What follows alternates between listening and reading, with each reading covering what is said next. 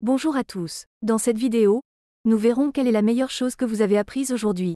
Cette vidéo vous est présentée par questions-réponses. Je remercie Sefa Sokekbe, Océane Kassimi, Patrick Renoir et Jérôme Cohen de nous partager leurs réponses à cette question.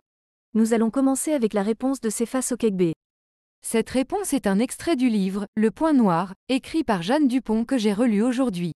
Un jour, un professeur entra dans une classe et demanda à ses élèves de se préparer à une interrogation surprise. Les élèves, étonnés, attendaient que le contrôle commence. Le professeur distribua les feuilles d'interrogation face vers le bas, comme d'habitude. Lorsqu'il les eut toutes distribuées, il demanda aux élèves de retourner leurs feuilles.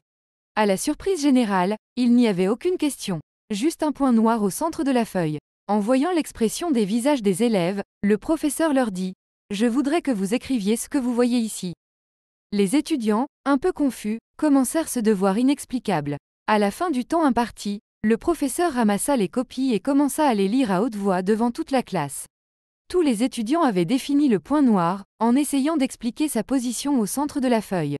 Après que toutes les copies eurent été lues, le professeur commença à expliquer. « Je ne vais pas vous noter là-dessus. Je voulais juste que vous réfléchissiez. Personne n'a rien écrit au sujet de la partie blanche de la feuille. Tout le monde s'est focalisé sur le point noir. Et la même chose arrive dans nos vies. On a tendance à focaliser sur le point noir. Le problème de santé qui nous embête, le manque d'argent, une relation compliquée avec un membre de la famille, une déception avec un ami. Les points noirs sont très petits quand on les compare avec tout ce que nous avons dans nos vies, mais ce sont eux qui polluent notre vie. Éloignez vos yeux des points noirs de votre vie et prenez conscience de tout ce que vous avez. Profitez de chacune de vos satisfactions, de chaque moment positif que la vie vous donne. Voyez l'abondance autour de vous et vivez heureux. Je trouve ce texte fabuleux, toujours aussi fabuleux à chaque fois que je relis. Mais je ne puis m'empêcher de rester focalisé sur le point noir malgré tout. Vous en pensez quoi? On va continuer avec la réponse de Océane Kassimi. C'était hier, mais j'ai appris le mot épectase ou fait de mourir pendant l'orgasme. L'apprentissage de ce nouveau mot est réjouissant, mais l'histoire l'accompagnant l'est d'autant plus. Le sens plus connu de mort durant l'orgasme, indiqué entre autres par le dictionnaire Robert et mentionné comme familier, est accidentel.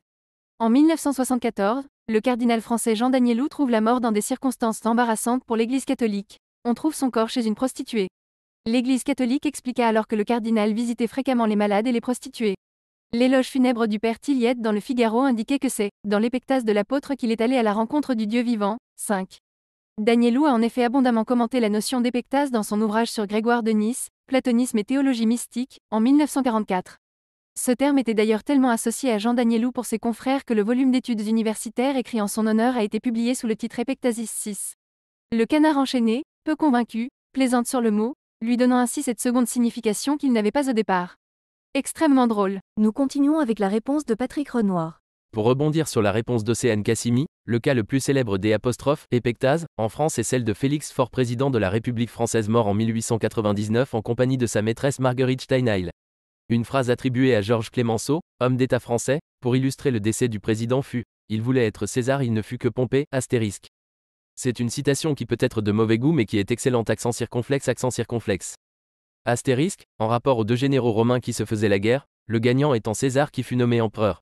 On va pouvoir continuer avec la réponse de Jérôme Cohen. Aujourd'hui j'ai appris que Mr. Trump aime bien les fessées. C'est la fin de la vidéo. On a fait le tour de toutes les réponses. Merci d'avoir regardé cette vidéo.